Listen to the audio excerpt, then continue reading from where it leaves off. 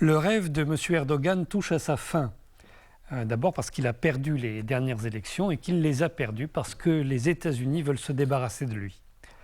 Alors qui est M. Erdogan ? En fait, au départ, c'était un petit voyou qui vivait dans la rue à la tête d'un gang. Et puis il est entré dans une organisation islamique, la Miligorus, et il a fait carrière en politique. Il a été élu député, puis maire d'Istanbul, mais il s'est toujours, dans un premier temps, abstenu d'implémenter son programme islamiste, puisque dans sa vision, il fallait qu'il tienne d'abord les principaux leviers du pouvoir. Cependant, lorsqu'il y a eu le clash entre les kémalistes et les islamistes, il a pris position pour les islamistes et il a été arrêté, condamné à 4 mois de prison.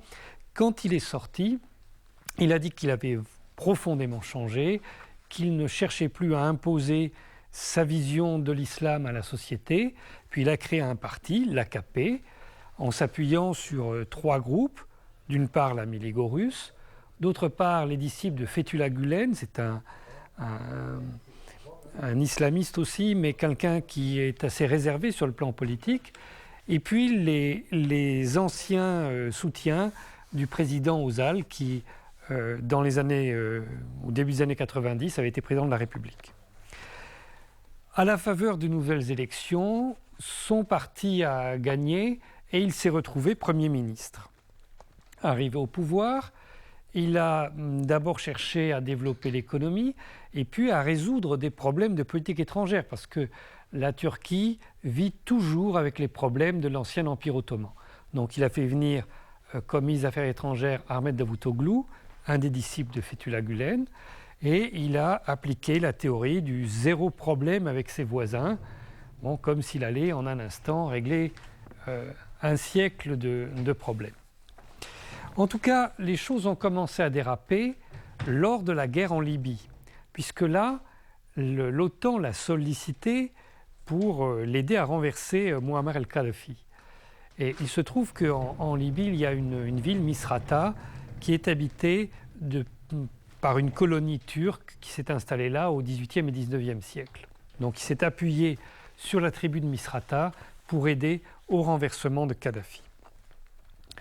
Ensuite, le deuxième grand changement, c'est à la mi-2012, lorsqu'il y a eu la relance de la guerre contre la Syrie par la France et que les Français ont organisé ce grand attentat contre le Conseil de sécurité nationale syrien, qu'ils ont assassiné les principaux dirigeants.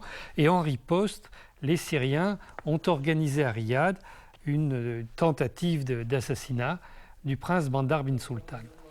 Donc celui-ci s'est retrouvé hospitalisé pendant plus d'1 an, et comme le mouvement terroriste dans le monde n'avait plus de chef, M.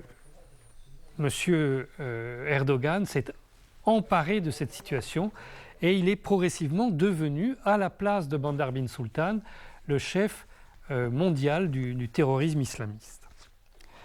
Vous savez qu'en plus de 2 ans, il a fait transiter par la Turquie plus de 250 000 terroristes qui, pour certains, sont morts ici, d'autres sont retournés chez eux. Les autres continuent à se battre à la fois en Syrie et en Irak. M. Erdogan a installé 3 camps d'entraînement d'Al-Qaïda en Turquie et une académie du terrorisme à côté de Karaman.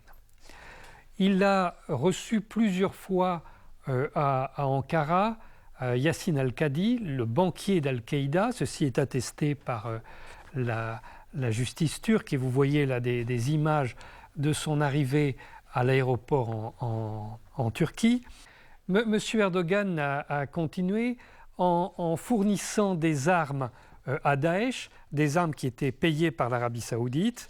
Et puis, il a amorcé un nouveau changement lorsque il s'est rapproché des frères musulmans, d'abord à l'occasion de la guerre à Gaza, puis surtout parce que le Qatar a été obligé de se retirer de la scène politique internationale. Donc il a commencé à soutenir les différents leaders des frères musulmans. Il a organisé le Conseil national syrien à Istanbul, qui est composé presque exclusivement par les frères musulmans.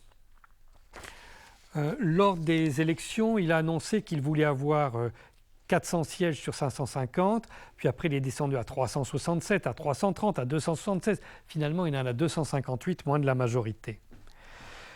Les États-Unis ont organisé contre lui l'opération du parc Taksim, mais les choses ont tourné de travers lorsqu'il a signé le 1er décembre de l'année dernière un accord économique très important avec la Russie. Dès lors, les États-Unis ont décidé de se séparer de lui et il a accumulé un grand nombre d'oppositions dans son pays, d'abord contre ses anciens alliés, les amis de Fethullah Gülen, puis en incarcérant massivement des journalistes, des avocats, des généraux, en niant les promesses qu'il avait faites aux Kurdes et puis en se faisant construire le plus grand palais présidentiel au monde.